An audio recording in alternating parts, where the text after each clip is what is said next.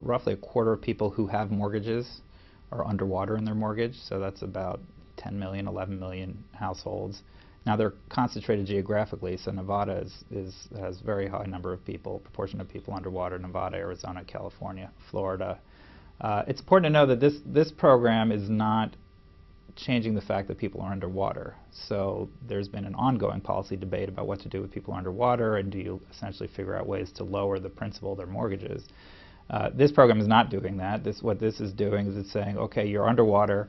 The government effectively already owns your mortgage because through Fannie or Freddie, which is taxpayer funded, supported at this point. And so all this is doing is saying, we already own your old mortgage. Even though you're underwater, we're going to allow you to refinance.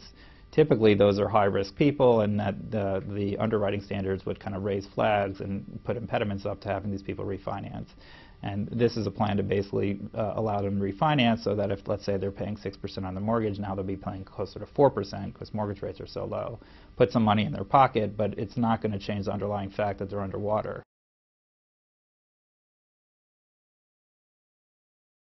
If you're looking to stem the tide of foreclosures that we've seen, there's been lots of programs that we've done that essentially lower the mortgage rates and the payment rates that people have on their mortgages. Those don't really get at the underlying foreclosure problem. The underlying problem is people have mortgages that they owe much more than their house is worth, and this program, albeit it will be a benefit to the borrowers who refinance, is not going to change that underlying fact.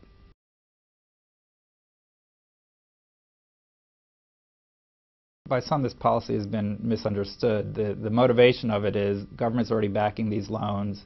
Why not allow them, even though they're underwater, allow them to refinance? It'll lower the default risk. So since government's backing them, there's less of a chance of default, less chance that government would have to then kind of pay for those, honor those that insurance.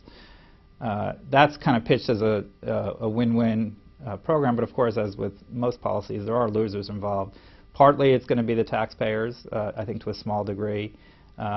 Freddie and Fannie own a lot of these mortgages, as does the Federal Reserve, as does Treasury. So you have a bunch of mortgages on the government books effectively paying, let's say, 6%. Now they're going to prepay, and the market rate now is going to be 4%. That's a loss to those government agencies, and therefore a loss to the taxpayer. The bigger loss is going to be to investors. A lot of investors own mortgage-backed securities that are paying these high rates, and now they're all going to be prepay, and the market again is going to be offering rates that are much lower to investors. So that's I think CBO put it at that over 10, 12 billion dollars for them. So that's, there's some losses involved obviously in this. And one way to think about it is it's effectively transferring money from investors and partly from taxpayers to borrowers. Whether or not that's a good thing or bad thing, I think depends what your objective is here. Like I said, you're going to put a little bit more money into the pockets of these borrowers. Again, it's extended over the term of the loan, so it's not like they get a big income hit. So a little bit it'll help them kind of their take-home income in the short term. But it's not really going to get at the underlying problem with the housing market. It's not going to have a real substantial effect on foreclosures. And I don't think it's going to have a big macroeconomic effect either.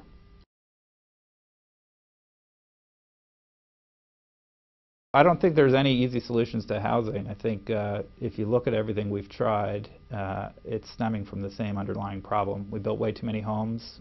Couple that with a recession where we had very weak household formation, we essentially had a glut of homes.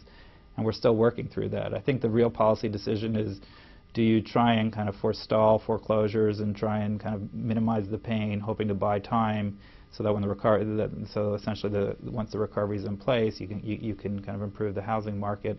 I think what we've seen is we keep buying time, but ultimately because housing is, as a result, remains weak, we're not seeing the typical post-recession recovery. Housing market improves, residential investment goes up, and that kind of supports a recovery. So I think housing is a key explanation for why we've seen such a weak recovery. It's easy to say now, and it's a very cavalier program, but I think one could argue that we extended it too much, that we tried to essentially put Band-Aid upon Band-Aid, lower payments, with all these different modification programs and refinance programs. At the end of the day, it was way too much.